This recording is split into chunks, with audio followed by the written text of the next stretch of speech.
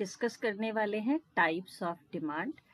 जब आप डिमांड के डिफरेंट टाइप्स डिस्कस करते हो तो सबसे पहला आता है individual demand, then market demand, demand for capital good and demand for consumer good, autonomous demand, derive demand जिसको हम डायरेक्ट डिमांड और इनडायरेक्ट भी बोलते हैं, demand for durable and non durable good, replacement demand in case of durable goods and short term demand and long term demand। तो इतने तरह की डिमांड होती है। अब क्वेश्चन आता है कि हमें जरूरत क्या पड़ेगी, टाइप्स ऑफ डिमांड की क्यों जरूरत होती है।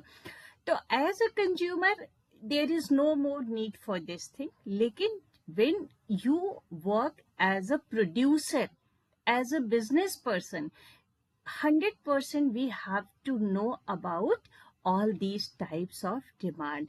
हमें पता होना चाहिए कि किस तरह से मार्केट में किस तरह से लोगों की डिमांड है, किन किन चीजों की डिमांड है और कितने टाइप की डिमांड होती है। Accordingly we are able to prepare ना, उसके अकॉर्डिंग ही हम मैन्युफैक्चरिंग करेंगे, उसके अकॉर्डिंग ही हम अपनी बिजनेस में वो प्रोडक्ट को रखेंगे, उसके अकॉर्डिंग ही हम अपनी शॉप पे वो चीजें रखेंगे।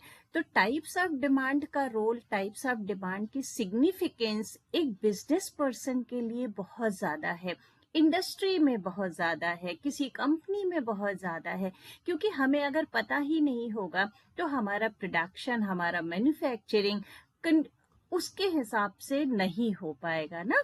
तो इसलिए हमें जानना बहुत जरूरी होता है कि हमारी डिमांड किस टाइप की है, ओके, कितने तरह की डिमांड होती है और हमें जो डिमांड करनी है वो हमारी डिमांड किस क्राइटेरिया में आएगी और हमें जो बनाना है वो किस क्राइटेरिया में आएगा। तो सबसे पहला है इंडिविजुअल डिमांड, ओके। अब इंडिविजुअल डिमांड का मतलब हमने एक पिछले वीडियो में भी बताया था। इंडिविजुअल डिमांड का मतलब होता है एक कोई पर्सन जो डिमांड कर रहा है, ठीक है।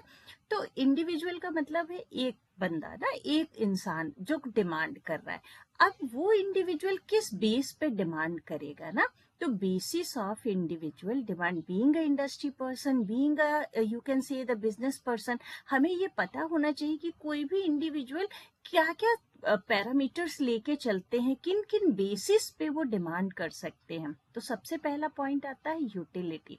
हाँ, from the commodity point of view, हमारी उस प्रोडक्ट के लिए, हमारी उस वस्तु के लिए, हमारी उस कमोडिटी के लिए, कमोडिटी वर्ड को इकोनॉमिक्स में कमोडिटी का मतलब होता है गुड या वस्तु, किस बेस पे हमें उसकी कितनी यूज है, कितनी जरूरत है। जैसे आप स्टूडेंट हैं तो आपको डेफिनेटली पेन की जरूरत होगी, बुक की जरूरत होगी। अगर हम हाउसवाइफ हैं तो हमें डेफिनेटली किचन में बनाने के सामान की, खाने के सामान की जरूरत होगी। तो यूटिलिटी देखता है कि वो कंज्यूमर के किस पॉइंट ऑफ व्यू से है ना, तो कमोडिटी के भी पॉइंट ऑफ व्यू से और कंज्यूमर के पॉइंट ऑफ व्यू से, कौन यूज करने वाला है, कोई बच्चा यूज करने वाला है या कोई बूढ़ा यूज करने वाला है, कोई सीनियर सिटीजन है, कोई यंग पर्सन है। तो पहली चीज होती है कि जो इंडिविजुअल डिमांड करता है वो दो बेस पे करता है। पहला यूटिलिटी के बेस पे करता है और फिर उसके बाद आता है कि वो कंज्यूमर किस टाइप का है ना, और उसकी दूसरी उसकी यूटिलिटी। तो फर्स्ट थिंग है कि यूटिलिटी के बेस पे कोई भी इंडिविजुअल डिमांड करेगा। Then approaches to consumer demand analysis. अब कौन कौन से अप्रोच है जो इंडिविजुअल की कंज्यूमर की डिमांड एनालिसिस को कंसीडर करते हैं। तो total utility and marginal utility, उस कंज्यूमर को उस प्रोडक्ट को कंज्यूम करने पे कितनी टोटल यूटिलिटी मिल रही है, या उसकी जो वो एक्स्ट्रा क्वांटिटी अगर मान लो यूज करना चाहता है तो उसको मार्जिनल यूटिलिटी कितना मिलता है, कितना एडिशनल सेटिस्फैक्शन। तो यहाँ पे हम पहली चीज ये क्लियर करेंगे कि यूटिलिटी का मतलब क्या है। यूटिलिटी का मतलब होता है लेवल ऑफ सेटिस्फैक्शन, आपका यूज उसका कितना है, how much use you have.